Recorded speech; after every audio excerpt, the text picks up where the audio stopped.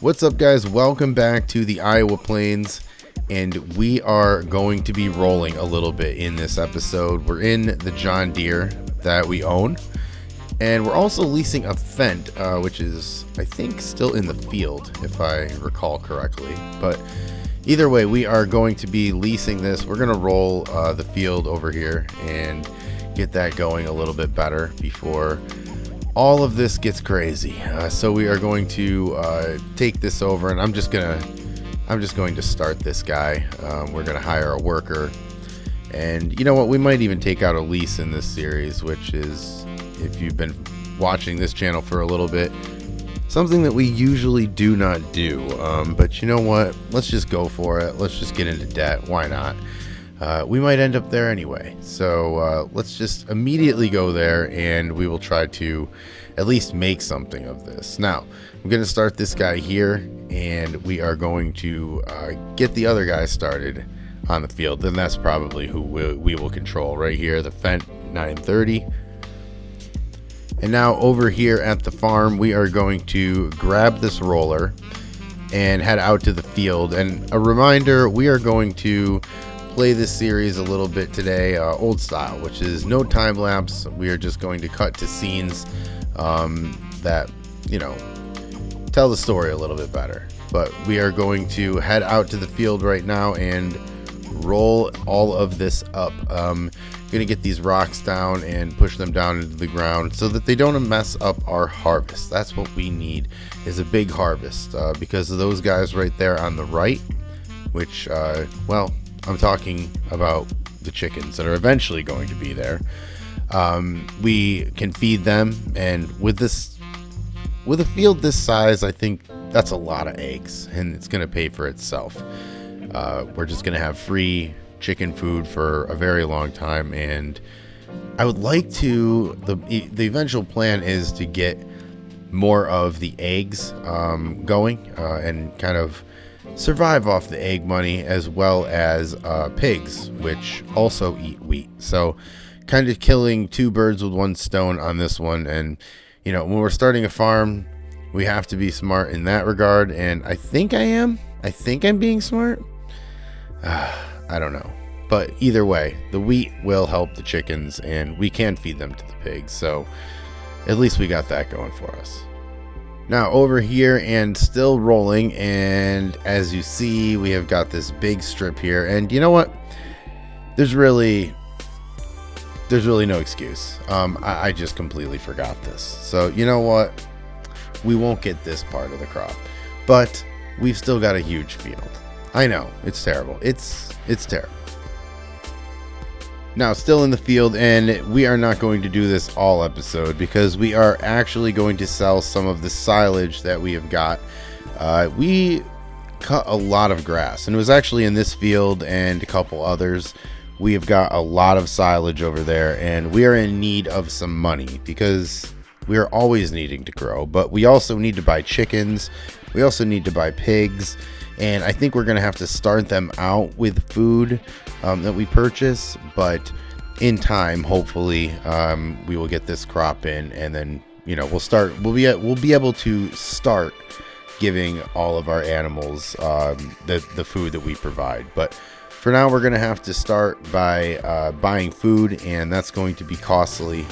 So we are going to have to sell some of that silage because there's too much money sitting over there in that bunker, and I don't want to sell all of it. What I want to do is I want to sell some of it, and I want to put some of it in the silos that are straight ahead. That is our silo bins, obviously, just for a rainy day. If we are stuck and need some money, or, you know, I don't know, whatever. It's just good to have around, especially when we're talking about this much money, because we're not going to really miss it that much, but it will help us substantially if we get into a rut. So kind of a little bit of an insurance policy, if you will, for the farm. And now, just like that, we are over here. We have leased this big guy, and it's because it's going to hold an absurd amount of silage, and that means that we are going to be able to cut back on the trips that we make. Now this is a really good mod, and I love to use it. So this is going to hold, I think, 100,000 liters of silage, which is a lot of money. It's about $50,000 a trip, if you're wondering, and that is a lot of money. Now we're not going to spend or use all of it. We're going to get all of this out of the bunker, but like I said, we're going to put some in our silo for a rainy day, and $50,000 is a very good rainy day. So I'm happy with that. I'm happy with where our money's at right now.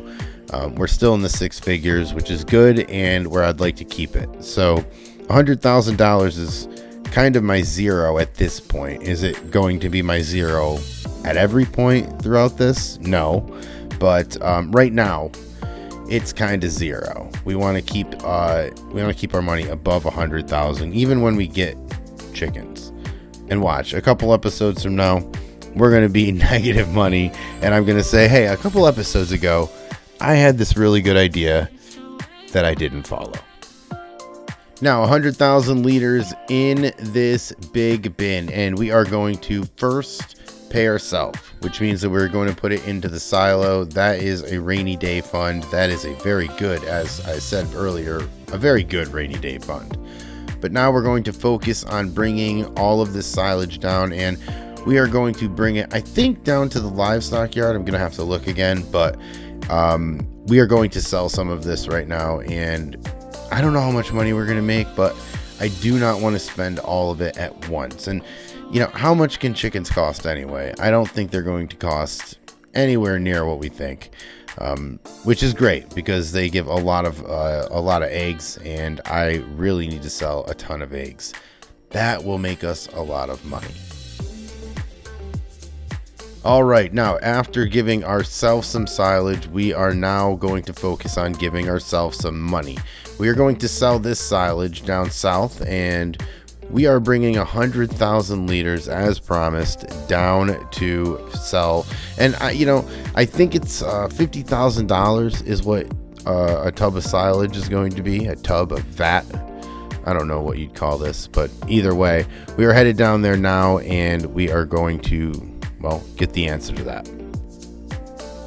Now, pulling into the animal dealer, and we're going to take a right here, and somewhere in the middle between this big barn and these sheds or whatever is, there it is. That is the trigger. Back up a little bit, and now let's sell $100,000 worth of silage.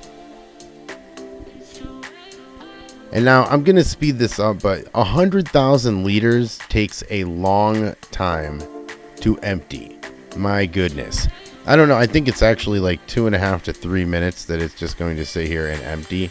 But as I said, I'm going to speed it up for us just so we can see how much money we're making here in the top right corner. And I'm liking it. I mean, this is one of those things where I can sit here all day as long as that money keeps piling up, because we need it very badly. And remember, this is just one trip.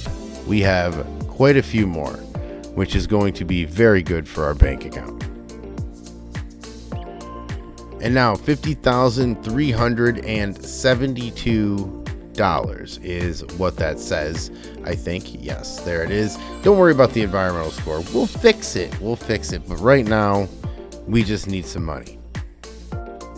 And now fast forward, and money is what we have. $366,000. We got a train going by, which always looks picturesque in this game, but $366,000 plus this $50,000 on top of it.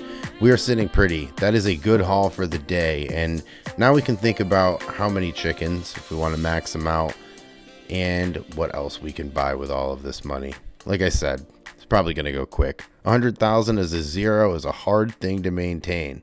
And hey guys, this is where I'm going to wrap up this video. So thank you so much for hanging out. Let me know if this is a style that you want to continue with. It's one that I began YouTube with. Let me know what you thought. Thanks a lot, and I'll catch you in the next one.